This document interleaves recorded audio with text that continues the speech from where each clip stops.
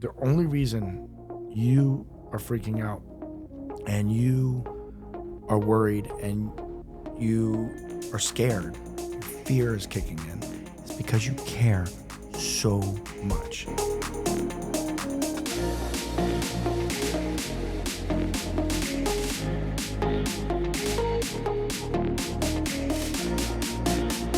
Welcome to the Mastermind Beauty Podcast, where we talk about all things business and mindfulness in the beauty industry. I'm here today with an amazing guest. I can't wait for you guys to meet him. Sacha, welcome to the show. Thank you for having me. You're so welcome. Excited. So tell us who you are. My name is Sacha. I've been doing hair for a very, very long time. It's funny, I got my union pin, a 25-year union pin from the hair makeup union for movies and television. That was a little frightening. I haven't posted it because I don't want anybody to know I've been doing hair for over 25 years. So that's cool. I did over 60 movies and television shows. Been nominated for multiple Emmys for Sex and the City. I worked on cool stuff like Sopranos and Zoolander and Men in Black 3, and lots of cool movies and stuff, and with amazing actors, and learned a lot, and worked with amazing hairstylists that brought me to where I was at. So I'm just pretty grateful for the experience and career I've had. It's really taken me a lot of cool places. Amazing. I can't wait to get into your story. I think that it's safe to say it's a lot of hairstylists' dream to be a celebrity hairstylist. Yes. And I'm sure it's not an dream easy / nightmare. I mean, it could be whatever you're working at. I'm sure it's not an easy job. Yeah, trust me. And I'm sure it's glamorized, as a lot of things in this industry are. But I'm really excited to get into your story. I want to start from the very beginning. So you're a celebrity hairstylist now, and you've got all this amazing stuff going on in your life. How did you get your start? Were you an assistant? Were you a hairstylist in a salon? I started with a path in beauty school. My mom I told my mom I wanted to be a hairstylist. My mom's a hairstylist, and I was like telling her, hey, because at the time I had finished school. I went to college. She's like, you're going to college? And I'm like, okay. Didn't love that. I said, Mom, I'm going to go back to be a beauty school situation. I'm going to be a hairstylist. She's like, you're out of your mind. Because I was like, well, I was working in production doing budgeting for movies and television shows. I started in the business side of movies. And I saw what the hair and makeup people were making. And I was like, oh, this could be good. I'm like, because it was a lot more money. Even the producers, some of them were making less than the hair and makeup people. Oh, wow. So I was always motivated by the financials, but I also in school, I really loved art and sculpting. So I thought, hairstyling, cutting, it's kind of like sculpting. I can do this. So my mom was worried it was just about money. And she said, I don't know if it's a good idea. You know, you could do really well at this, but you have to really believe in the art and the craft or it's never going to work. So I went to beauty school. I loved it. It was me, 15 girls, and this is great. Lots of massages and hand massages and nails and crazy stuff. And I was in heaven. This was cool. I mean, I really enjoyed it, but I was on a path. And the path was to get out and go make a great living and a career. I was a little older, so I wasn't right out of high school. So I really had focus on what I had to do. So I went to school night and day. I finished 4 months before everyone else in my graduating class. Wow. So I was hustling. I was really, really working hard. Then when I got out of beauty school, I went straight into salon on 5th Avenue. My mom hooked me up with an amazing Vidal Sassoon. Used to be head of education for Vidal Sassoon. This guy took me under his wing, apprenticed. I wanted to be, my mom said, you're going to learn how to cut. You got to style, you got to be great. And you have to be able to do this to be working on movies. That's what you want to do. I know your path. So I did that. I was in there. And then at the same time, I went and worked as an apprentice at the New York City Opera. Well, I offered my services for free to the best wig master in New York City with the New York City Opera. And within a week, I was on payroll because I worked harder than anybody who worked there. So that was killer. And so now I'm learning wigs because I know I have to know how to do wigs to do movies because everybody wears a wig in a movie, even though you don't know it. Well, you don't know it if they do it right. So that's the person I wanted to be. So I rocked that. And then I got an offer to go work on a Broadway show. And then I started doing Broadway shows. And then I started doing hit Broadway shows. And I worked on Saigon, Jekyll and Hyde. I toured. I went on tour with Les Miserables, which was the best time of my life. So much fun. And then I made it, and then Phantom of the Opera, and then I made I had an opportunity to come back to New York and get off the road with the Broadway shows. It was a great living. It was more money than I'd ever seen in my life. But I still had my path. So I had to get back on the train and get to the movies. So I went and started working in film as a background hairstylist for period films. So what that means is I'm doing the human people that are behind the celebrities that are doing the acting. Okay, so the people that are being seen, but not the front. Not the front. The main focus. They are background actors. I was a background actor. I know. Well, I was your hairstylist. So I did this, and it was my first job, and now I'm making more money in a day than I would make on a week doing a Broadway show. So I'm like, oh my God, this is going well.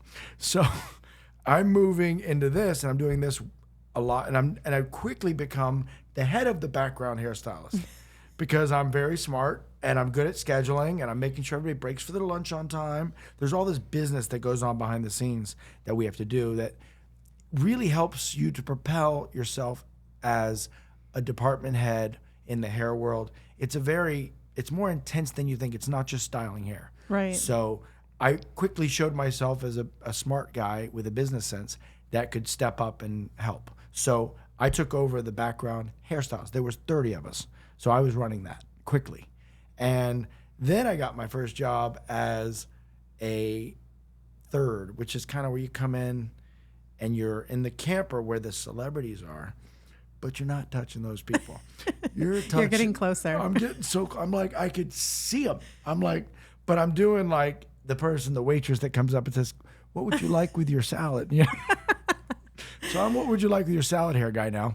And which is better than the people that don't get to say a word, Right. And then that was one job. And then after that, weirdly enough, my mom was seeing everybody hiring me all over New York City on different shows, and her hairstylist that she was supposed to work on a movie dropped out, her second, which is the key hairstylist. And they run all the business for the department head. So she's like, well, do you want to do this? It was like a week. The guy dropped out a week before the starting of filming, and it was all wigs mostly. And she knew I knew wigs because of the Broadway work, New York City Opera. I prepared myself. Right. And that's what life is about. When you prepare yourself, you're ready to go. It's what you know, or who you know that gets you there. It's what you know that keeps you. So that was my whole philosophy of that game. So I got to do this movie. It was starring Robert De Niro, Philip Seymour Hoffman. It was called Flawless. It was about Philip Hoffman played a drag queen, and I'm putting wigs on him. I'm styling these cool wigs. It was one of the best times of my life. Side note, I was a background actor in a Robert De Niro film. Oh my God. Stone, yeah. And didn't know it was Robert De Niro. I had no idea who Robert De Niro was. I did that movie. I was Robert De Niro's hairstylist on that movie. I was his personal hairstylist. That's hilarious. Man, that's crazy. So I think I was in Detroit, right? Was it Detroit? We shot that in Detroit. Yeah, we did. That's crazy. I was so in the background that I didn't even have. I was my own hairstylist Did you for that film. see me like in the mix making things happen? I didn't know who Robert De Niro was, so I don't think I knew who you were either. Well, that was a fun movie, and it was He was very nice. He did smile and wave at me, but I'm sorry, Robert. I didn't know who you were, but I do now. I watched the movie. I saw me walk by. I got my funny Robert De Niro story. So that movie was my first movie with Robert De Niro, but I didn't touch Robert De Niro. Okay. I was drag queen guy. Oh, okay. I was, and Philip Seymour Hoffman. I was doing Philip, and it was awesome. We had fun, and we did some cool stuff. But my favorite Robert De Niro, I did another movie with Robert De Niro called, oh my God, what was the name of it? It's so bad. I don't remember. But I did another movie with Robert De Niro and Al Pacino, and still can't believe I can't remember it. It's going to come to you by the end. If it comes to you later, just drop it. 25 years, you start to forget these things. I'll remember it. So we're doing this movie, and this is a second or third movie I've been in the same movie with Robert, and I finally got asked to do him because his hairstylist was and like, oh, I'm like, yeah. So I go to 2 movies. He hardly talks to me. I mean, he's very shy. It's not that he was rude. Yeah. He was always polite. Hello, but nothing. We don't go further than that. So finally, like the 3rd movie I'm doing with Robert De Niro, he looks at me and he looks up from his thing. I'm giving him a haircut for prep to get him ready for a camera test. And he goes, "Where you from?" And I was like, You're like, this thing talks? "You talking to me?" And I gave him that. And he goes, "We're not going to do that. We're not." No. But he giggled. He was laughing because he knew I was messing with him. Because and then we started talking. He's a really nice guy. He's just shy. And actors respect their area, because the deal is, what we do as hairstylists in the film industry is we protect them.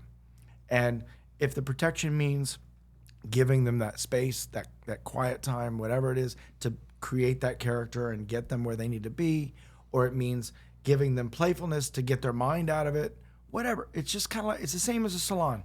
We read our clients and give them what they need to be the best that they can be at what they're doing day to day. So, and ours is just a little more crazy because some days they're dying. Some days their wife is dying. Some days they're crying, So it's a little more intense, but it was an amazing experience to work with these type of people and watch like a Christopher Walken on set and just, oh my God. Or watch like a De Niro on set, oh my God.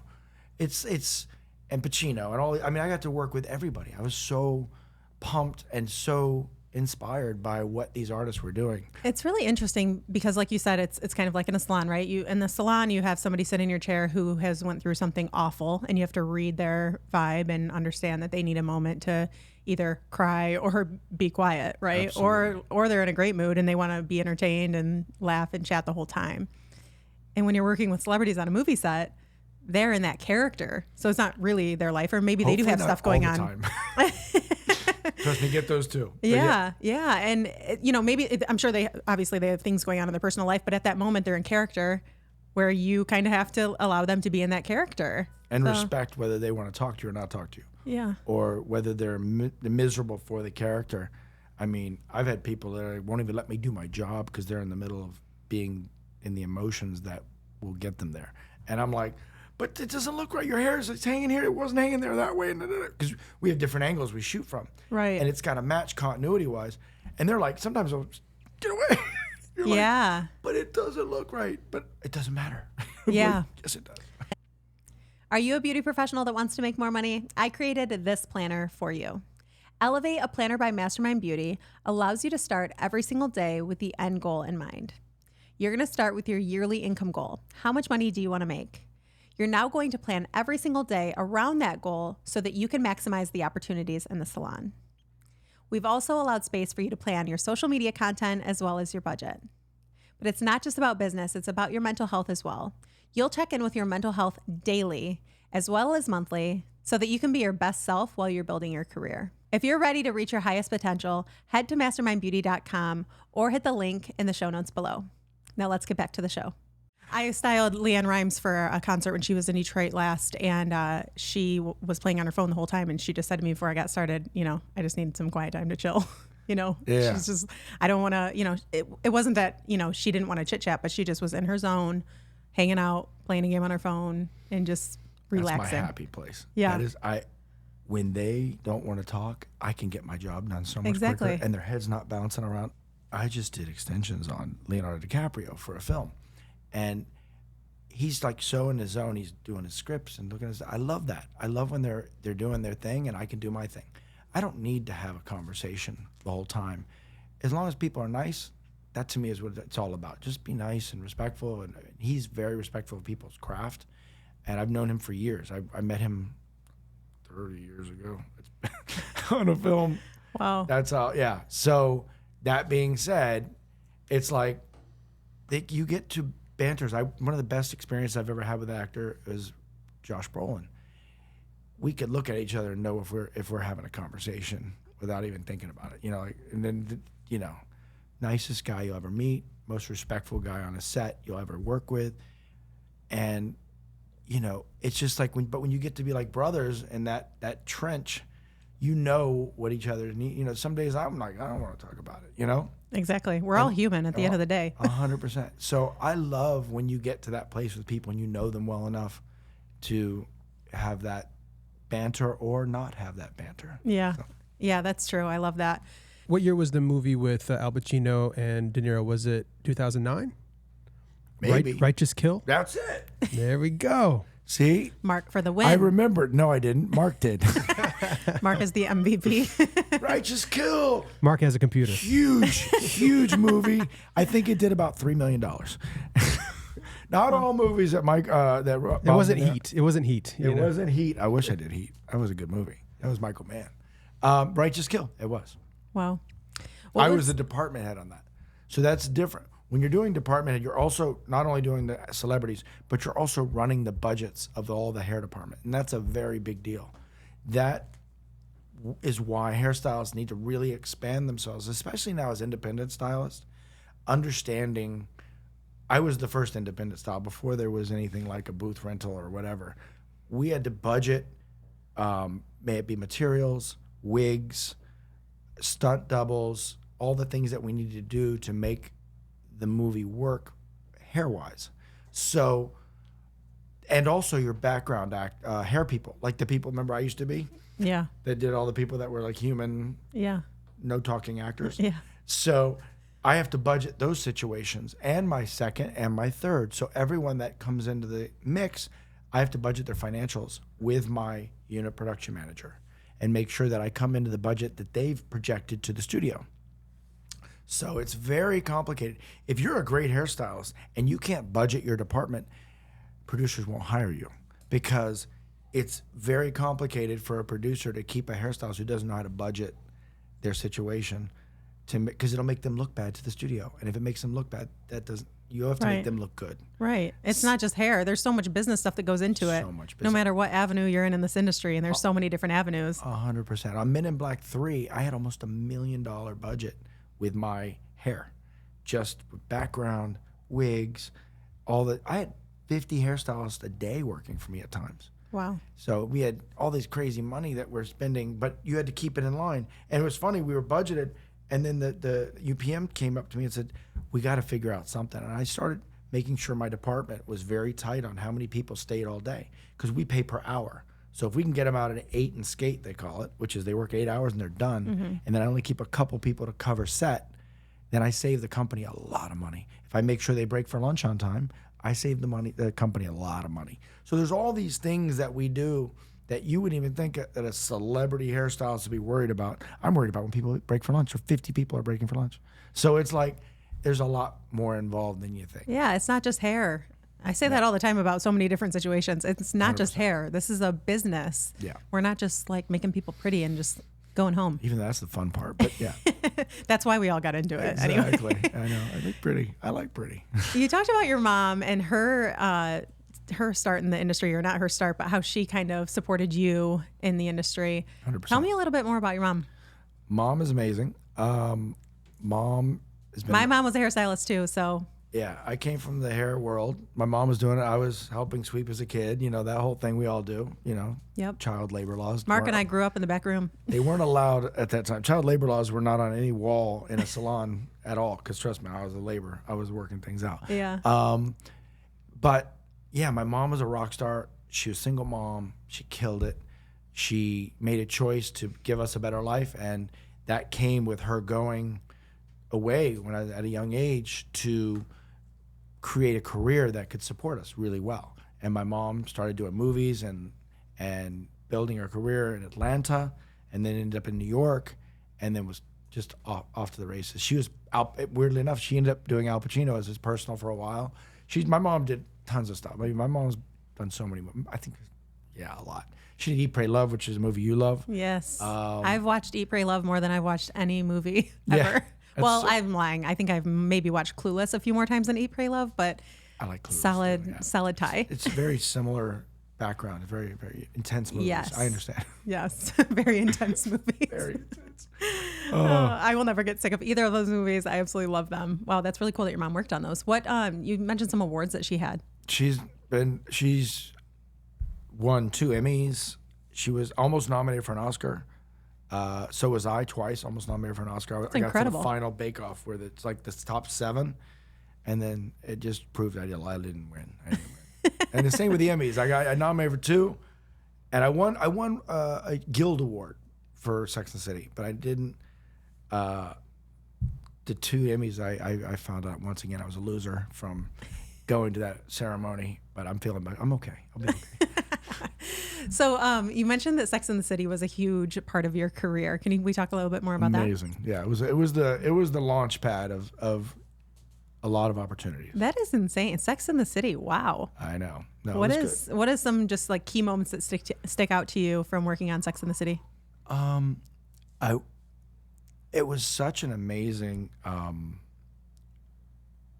experience working with amazing people, the costume designers, the writers, the actresses, everybody coming together to create these amazing storylines and character arcs. And we were, and as the wardrobe and the and the hair and the makeup, we were trend setting at that time, which was something I'd never worked on or done. So they were sending us to fashion shows to really understand the root of where fashion was going, to help us create the looks on these women that would have everyone in America copying. And That's so going true. down. Wow, I didn't even think of that. That is so true. You are trend setting in that moment It on was Sex and the ama- City. We were making, like, me and the other young lady, we were 2 of us, we were making like these hair ornaments by hand. We were sewing.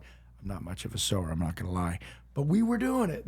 It was Wow. like making those cool things that Sarah wore and different things that the girls wore, and then finding amazing accessories that would be fun and fashion forward. And everything we put on those girls, clothing, hair, makeup, would sell out then after that episode aired on Sunday night. Yeah, I believe it. And it was mind blowing. I was like, I'd never been a part of anything like that.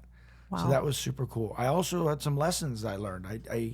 I worked with some amazing hairstylists with very intense, powerful personalities. And one of the biggest lessons I learned was who I was as a person. And I saw these very big personalities that were very strong and intense, and I kind of became that a little bit, thinking that was the way I was supposed to be now that I'm an Emmy-nominated hairstylist.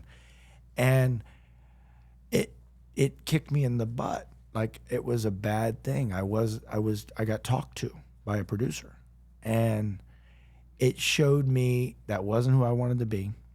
It put me on the right path to be who I was in the first place, and to always respect everyone in my environment, no matter what position you're at. I don't care if you're sweeping the floors. I'm going to treat you as I would Al Pacino or Robert De Niro, because everybody is equal in the special of being a person and how they should be treated. So that's what I learned on that show, because I had the producer that was strong and smart enough to have a talk with me and say, this isn't working. I had someone, and I was like, you're right, that's not me. And I adjusted my attitude and became a better team player and understood how to move forward in the right way. And that's what I think that blew my career up even more, because in my opinion, there's a lot of great hairstylists. There's people that are way better than I was. And I think the fact that I was fun to be around, I had a great attitude, I treated everybody really nice. People want to be around those people.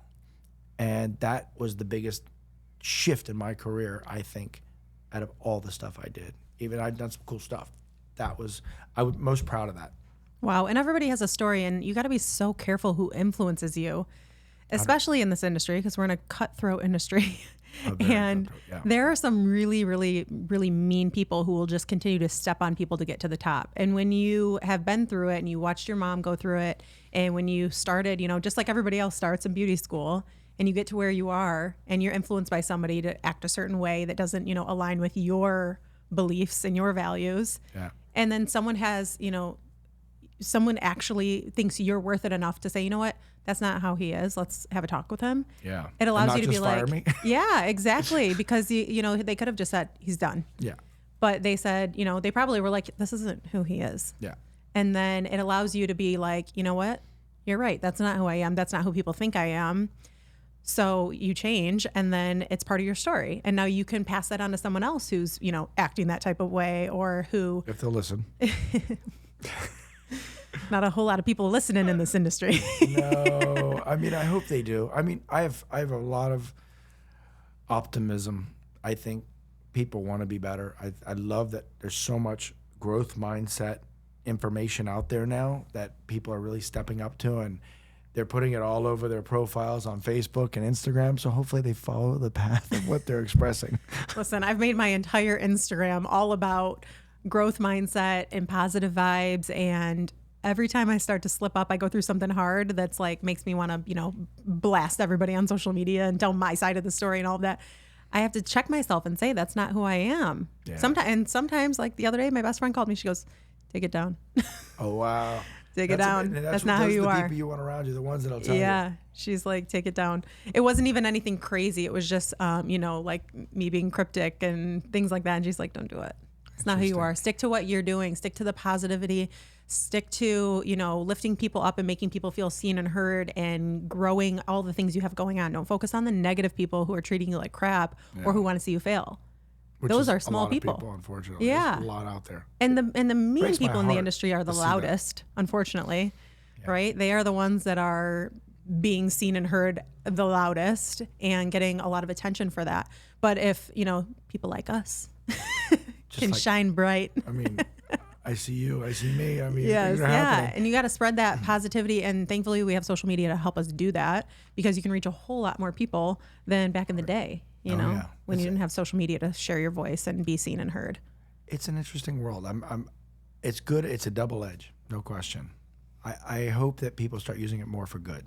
And I think, like I said, the best part of my shift was how I shifted as a person, not how I learned how to use an iron. So it was a cool thing, And Yeah. it's a good thing to recognize. Were there ever moments in your career that you were like, I'm done, I'm giving up? You know what? No, I don't think giving up. I was fearful of a lot of experiences that I got put into that I had the imposter syndrome, and I didn't feel like I was worthy or could do what needed to be done to be successful in those projects. And every time I put myself in that position, but it hurt, like it physically hurt. And I talked to a makeup artist who's a very good friend of mine for many years. She's an amazing makeup artist, done everybody. And I said to her, do you have this? It was probably like my 40th project, and I'm doing this movie where these wigs are hardcore. They're going in water and and I said to her, I'm so stressed out. I'm building these wigs. I don't know this wig maker. My normal wig maker can't make them, and I don't know how good they're going to be, and it's going to make me look bad possibly, and I don't know if I can make them look good, and I haven't seen them yet, and they're taking forever. And this is before the movie even started, and I said, I'm freaking out. I feel like I've never done a film before. And she was like, Sacha, the only reason you are freaking out and you are worried and you are scared, your fear is kicking in, is because you care so much. And I was like, that's so true. I do. That is so true. I'm like, I wish I didn't care so much because it's wrecking my head. Yeah, when you feel physical pain for your I felt passion, physical pain. Yeah. it's not mental. Like you're literally, your body hurts because you're going through it because you're so Literally. passionate about what you do. That's real. It is real. And it was painful. And she's like, if you stop caring, you will stop growing. And you will stop being the level of excellence that you bring when you do a movie. And I was like, oh, okay. I feel better. I feel better. No, I don't. He said, let me get these wigs. I was like, I'm gonna get these wigs and see what I can do with them. So, and the movie went great. She looked amazing. It was with Kate Hudson and Something Borrowed. Kate Hudson and Jennifer Goodwin. It was a fun little romantic comedy, and the wigs looked great. And I was very blessed that the wig maker was amazing. I just didn't know her at the time. So. Right, and you got to give everybody a shot, right? Absolutely. Well, I didn't have a choice. There was no other options. But, I gave her a shot. Yes. Yeah. What what's the biggest project you have going on right now? Like in whether it's a movie or a film or a business or anything you have going on right now. What are you working on? Businesses. I work. I went into spokesman work, and that's how I kind of fell into what I'm doing now. I was a spokesman for many companies as I was doing movies at the same time, and I'm working with an extension company that I actually started buying up distribution, and then I started working directly with the manufacturer to design all the color schemes, working with them to design what is more apt to be needed in America, and it's been fun. Like I'm getting to do artistic things, and I also, the best part is I get to mentor and teach stylists how to do it the way I've been doing it for years for movies. So it's creating these invisible extension processes that are super healthy on the hair, really easy on the hairstylist to do once you learn the process, of course, because it's about the craft. You got to learn the craft. It's all about creating realism. And that's what I've been so good at for so many years on movie sets. Now I get to give back to everybody behind the chair, people that are doing, I do classes for the unions, for the hairstylists and the unions. And they love it. They're like, oh my God, I can do extensions on my clients. And I'm like, yeah, I can do it on my actor. Yeah, you can do it on the normal person that'll still pay you. It's like, yeah. So it's like, it's awesome. I'm enjoying it because I think my favorite part is the giving back, because I was so blessed with so many rock star hairstylists that were like, Sacha, we got you. You work hard. You make us look good. We're going to teach you and we're going to bring you up. And so now it's my turn to kind of be like, I've worked hard and I see people working hard. I bring them and say, hey, I want to help you. So it's and somebody's got to teach these people, right? Like if somebody's got to teach these people. Somebody's got to online, not necessarily all. I mean, everybody's doing these online classes, and I don't. There's nothing wrong with the online. I don't want to dog it. I just like the idea of people having that connection. And when you're doing extensions, there's so much on how you just hold the hair or where your hand is when you're dealing with the client, for the placement and how it lies natural so it doesn't hurt or damage the client's hair. So it's hard to see that in a two-dimensional at first. I love the online for reinforcement training, and sometimes there's people who just need to have online because they can't get to a class. So I get that. So I don't want our industry to lose sight of in-person education. I had a couple of stylists take a online education course for extensions, and it was with a brand that was no longer doing in-person education at the time. And they were like, no, I cannot do extensions after that class. Like, I need to be in person. And so as soon as that brand was doing in person again, they retook the course. Yeah. And it was just like, I can't see the camera. The camera angles are horrible. I don't know. I don't feel comfortable charging these prices to my client because I don't feel that I was even certified. And this is the problem with a lot of education right now with extensions especially. So there's this new process. It's not new. It's been going on for a minute, where a lot of companies are doing 3 and 4 processes in a day or two. And to me, it's not a horrible thing to do. The way I explain it or look at it is, it's like taking a cruise. When you take a cruise, you get to go to a lot of ports, and you get to experience a day in each port where you kind of know what you liked or what you didn't like. But what it does is it gives you an idea of where you'd like to take a longer vacation. So I think these 3 and 4 process classes are really, it's a great cruise ship of extensions. You take the cruise and you figure out which one you like the most. Hopefully you pick a couple, because it's good to know multiple processes. And then you go back and you take a keratin focus class or a weft focus class, so that you truly learn from the A to Z how to do it. Not just learn a couple pieces here, a weft here. You're not learning the everything you need to do from the beginning to the end. Yeah. And when you take these focus classes that are just one process, you literally learn everything from color matching to placement for the whole head, not just a section. Right. How to cut it, create the realism in the hair so that you have that regrowth and everything that looks real, so people don't go, what's going on with her hair? You want all of it. So I don't have a problem with those 4, but I hate that they certify you as an expert.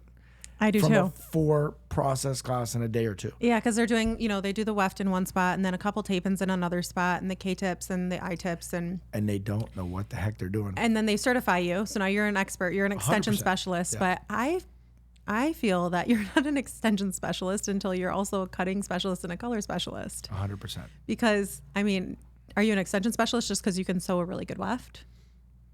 Like, I don't think that's not all extensions are, is the install. And that's where, unfortunately, I get to walk around the world. I was in Italy last month and I saw a lot of bad extensions. and in LA, I see a lot of bad extensions. But I love it in yoga because when the hair flips up and the weft goes like that, or I see the tape ends and we're downward dog and I'm like, you got him, you got him, you got him. So I love all that stuff. Hey, you said you love to give back. You need to give back to those people. I have my card on me at the yoga class. It's all good. I'm like, let me help you out. Yeah. So, but the thing is, when you see it done wrong, it makes you want to work that much harder to find as many styles as you can to help them do it right. So it's awesome. I love that giving back part. And it's not just extensions. I really enjoy, I've stylists that I mentor with their financials. Always been very blessed. My mom kept me very tight on as an independent stylist. We don't make that money every day. And so I've been very instrumental in a lot of stylists with their financials, different classes that have worked for me in my life that have helped me be a better cutter, things that help me with color. I mean, I love that there's so much opportunity out there when it comes to what's available for us as stylists to get better at what we do and to protect ourselves for our future and not have to work behind a chair forever. So, and that's what I've worked on my whole life, to protect myself, not to have to do that. And that's another reason I diversified into working, mentoring, doing spokesman work, owning a company to have passive income. It's just, there's so many opportunities we have as hairstylists. You can make 20 grand a year. I have friends of mine that make $10 million a year doing hair and being a hairstylist, and a prominent one at that. Yeah, there's so many different avenues you can take. 100%. And that's what we got to understand. We have so much opportunity, and to find the path that we want, that'll make us the happiest. And stay the course. Like you talked about hopping back on your path so many times where you got sidetracked or, kind of just got distracted by something else or doing a different project.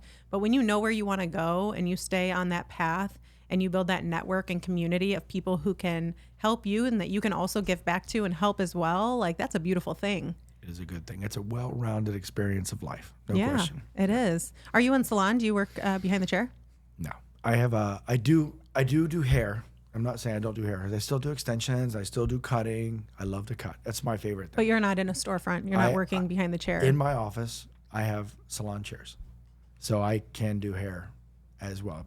People come in, actors come in. I get them ready for projects still sometimes. Sometimes I'll be brought in by a movie to get an actor ready, which happens. I just did that on Blue Beetle. I got to do the extensions for George Lopez and Bruno Marquezine for that movie. That was fun. And cut them and get them in the shape with working with their amazing hairstylists to design. To me, I get to now play and do my favorite part of movie making, and that is creating the character and get to leave instead of sitting on set for 18 hours a day and watching paint dry. No, that's no joke, man. It's a lot. Yeah, one of the things that I did that kind of opened my mind to a bigger world of hairdressing that got me out of the salon and got me thinking bigger in this industry, right? Not just so salon focused, was the Bottega Veneta fashion show when they came to Detroit. And I was an assistant stylist on there along with about 40 other people. And Awesome. and yeah, we sat around a lot that day. Yeah, fashion shows are another level though. It's like I did a few, and I did what was that show? Project Runway.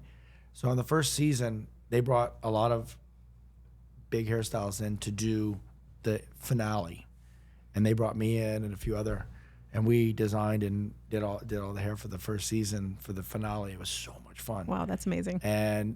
But it was like I've never had to work so fast, and like they're like, we need them in 5 minutes. I'm like, we just got them 5 minutes ago. And it's like fashion shows. I did them a couple times in a New York Fashion Week and stuff. It's so much stress. I'm good. I'm happy I did it. It's on the resume. I don't need that again. Yeah, it was an amazing experience for me. And I just always go back to building community and networking. It's the way I got that opportunity, was just like an angel of a woman that was placed in my life at a different awesome. photo shoot. And she was like, let's exchange numbers. Like, I want to stay in touch. I feel like we could do some amazing things together. And 2 days later, she called me and she's like, I knew I was going to want your number for something. Like, something just came up. Do you want to do this with me? And why? Because she liked you. Yeah. And that goes back to what I said. The nicer you are to everyone, you'd be amazed at the opportunities that open up for you. Yeah. It crazy. I would do crazy little things and just meet. I remember I got a job when I was a model when I was young. I used to do some modeling when I was young too. If you scroll back far enough on my Instagram, you might see my You're attempts. not going to see any of it, but it's not on my anywhere. But funnily enough, I got a modeling job just because I opened the door for the casting agent. Oh, wow. I was a young man, and I grew up in the South, so we always opened the door or let the lady go first.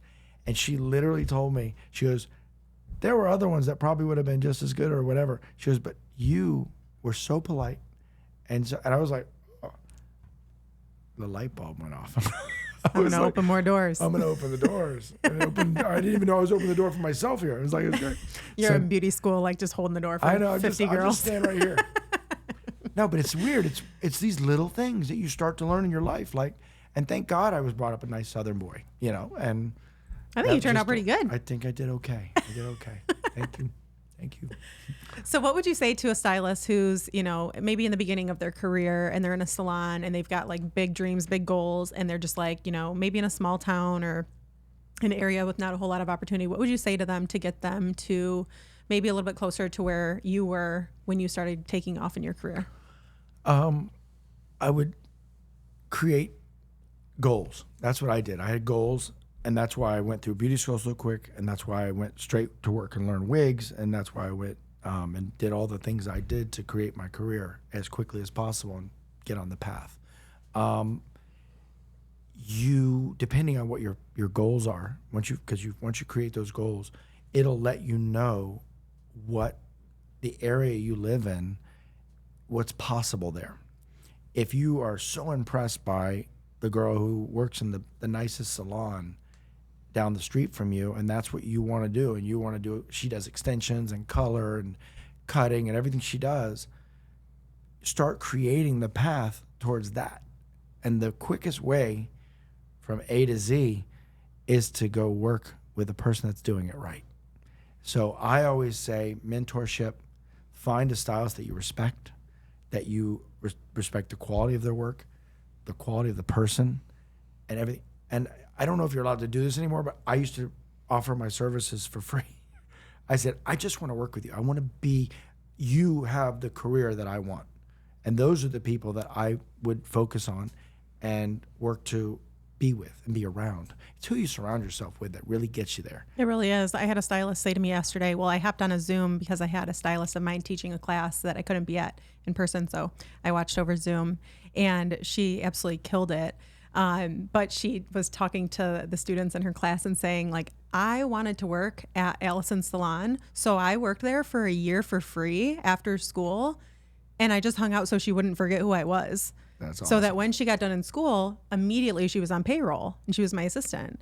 And she's only been doing hair for 3 years now. And she's already, become an educator and teaching. She taught an extension class yesterday, and she's hitting these little goals that are going to get her to the bigger picture. But it's about the journey, not the end goal. Once you get there, there's nothing else. Once you get to where you wanted to be. That there is a process in between, though. It's not going to be just instant gratification. And that's the fun part, the journey, the stories, where the experiences are, and meeting the people and doing all the little things that you maybe didn't imagine would happen while you were on your way to your big goal.